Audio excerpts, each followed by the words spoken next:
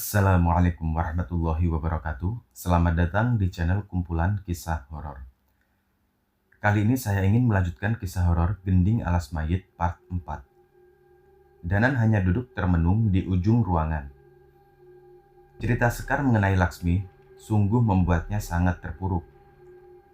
Tidak mungkin seorang Laksmi yang baik dan ramah bisa mati di tangan anak buah seorang bernama Aswangga itu.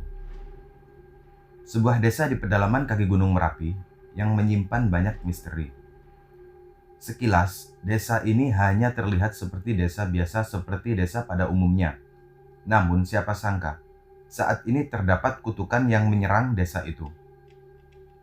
Tidak ada yang bisa menghentikan kutukan itu kecuali sebuah alat yang bernama tabuh waturingin.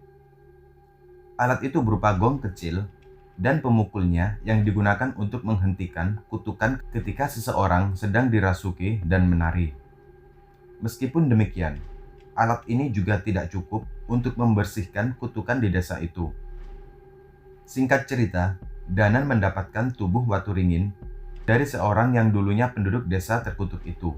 Namanya Mbah Rusman. Dia memilih untuk keluar dari desa itu dengan membawa tabuh waturingin. Suatu hari, Pak Lek Bimo mengajak Danan, Cahyo, dan Sekar untuk berkumpul. Dia menceritakan bahwa dia sudah mampir ke desa terkutuk dengan Raga Sukma. Warga di desa sana masih selamat. Namun banyak yang terbaring, tak berdaya seolah kehilangan rohnya. Di sana, seseorang, mungkin itu adalah ayah Sekar, ia terlihat sibuk menjaga tubuh korban-korban itu siang dan malam. Cerita Pak Lek sambil menoleh pada Sekar. Sekar terlihat menghela nafas, seolah lega mendengar kabar mengenai ayahnya. Danan, walaupun kemarin Eyang Widarpa terlihat acuh, ternyata saat ini ia sedang berkeliling di alas mayit mencari sesuatu. Temui dia sebelum kamu masuk ke dalam hutan itu, perintah Pak Lek. Baik Pak Lek, aku mengerti maksud Pak Lek. Eyang Widarpa memang sama sekali tidak bisa ditebak. Pak Lek juga menyerahkan sebuah kalung kuningan seperti yang biasa dipakai prajurit-prajurit zaman dulu untuk diberikan kepada Eyang Widarpa. Pak Lek menutup perbicaraan mereka dengan mengajarkan sebuah mantra penyembuh kutukan, termasuk kepada Sekar. Pak Lek bilang, mungkin nanti ayah Sekar akan membantu mereka di alas mayit. Jadi Sekar harus bisa membantu warga untuk menahan kutukan yang diterima warga desa. Setelah itu mereka beristirahat. Keesokan harinya, Danan, Cahyo, dan Sekar pergi ke desa terkutuk itu dan sampai di desa itu sebelum malam. Sekar bertemu dengan ayahnya. Mereka berpelukan untuk melepas kerinduan. Danan pun bertemu dengan ayah Sekar dan Pak Kades. Pak Sardi menawarkan mereka untuk menginap di rumahnya. Namun mereka menolak. Mereka memutuskan untuk tinggal di rumah singgah saja agar tidak merepotkan. Pak Sardi, istirahat dulu. Warga yang terkena kutukan, biar kami yang mengobati, ucap Cahyo kepada Pak Sardi. Ternyata, dari tadi Cahyo memperhatikan kondisi Pak Sardi yang sudah terlihat sangat kelelahan. Rasa capek mereka selama perjalanan sama sekali tidak ada apa-apanya dibandingkan yang Pak Sardi rasakan. Bener nih, kalian habis perjalanan jauh loh, pasti capek. Pak Sardi memastikan kepada mereka. Bener Pak. Sekar, tolong antar Bapak ke rumah ya. Suruh istirahat, biar kami ditemani sama Pak Kades, perintah Danan kepada Sekar. Sekar mengangguk dan mengerti maksud Danan. Memang wajah mereka terlihat serius setelah memasuki desa ini. Tak ada lagi candaan keluar dari mulut Cahyo. Pak Kades, saya mohon izin memeriksa warga desa, ucap Cahyo sambil mempersiapkan peralatan dari ranselnya. Monggo mas, tapi jangan memaksakan diri ya, kata Pak Kades. Setelah selesai memeriksa warga, mereka berpamitan ke rumah singgah yang terletak tak jauh dari balai desa. Setelah membereskan semua peralatan, mereka melakukan persiapan untuk esok malam. Danan memisahkan Sukmanya dari Raga. Sebuah aura kelam terlihat mengelilingi hampir seluruh sudut desa ini. Dan benar, sumbernya dari alas mayit. Danan mencoba berkeliling desa dan mencari tahu lebih dalam mengenai aura kelam ini. Dari perbatasan desa dan alas mayit terlihat nyala api berwarna putih yang menambah besar secara perlahan. Geni bara loka, salah satu ilmu terhebat. Dengan api ini, mereka bisa menenangkan roh-roh penasaran yang belum tenang tanpa harus bertempur.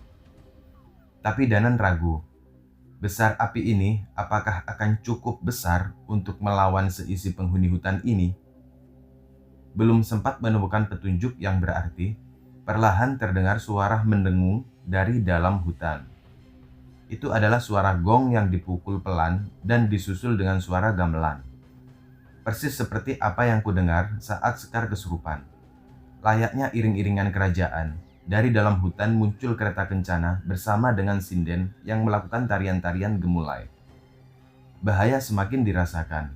Segera Danan menarik sukmanya ke dalam tubuh untuk memberitahu Cahyo dan Pak Sardi. Mereka mengambil tabuh waringin dan gong kecil yang kami bawa dan keluar dari rumah singgah.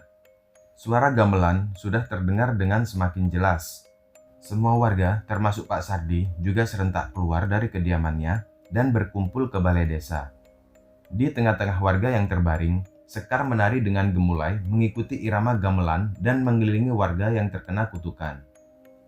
"Sekar, lawan Sekar!" teriak Pak Sardi yang mencoba menghentikan anaknya itu. Namun itu semua sia-sia. Pak Sardi terpental dengan kekuatan besar yang memancar dari tubuh Sekar. Sekar menoleh dengan senyum mengerikan di wajahnya. "Satu persatu kalian akan mati. Tidak ada tempat bagi kalian untuk lari." Suara mengerikan terdengar dari mulut Sekar. Cahyo berlari mendekati dan memukul gong dengan tabuh waringin pemberian Mbah Rusman. Suara mendengung panjang terdengar ke seluruh penjuru ruangan. Tarian Sekar sempat terhenti. Ia terjatuh dan memuntahkan cairan berwarna hitam. Sekar mencoba menari lagi dan dihentikan dengan suara gong yang dipukul oleh Cahyo. Sekar yang kesurupan terlihat semakin kesakitan. Namun samar-samar terlihat bayangan wanita yang hampir terpisah dari tubuh Sekar. "Laksmi, roh Laksmi yang merasuki Sekar!"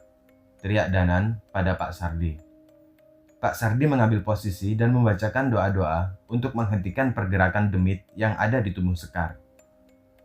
Danan teringat geni baraloka yang ditinggalkan Pak Lek Bimo. Sebuah mantra pemanggil diucapkan untuk menarik sebagian dari api itu dan melemparkan kepada Sekar. Sekar yang merasa kepanasan mulai terjatuh dan kehilangan kesadaran.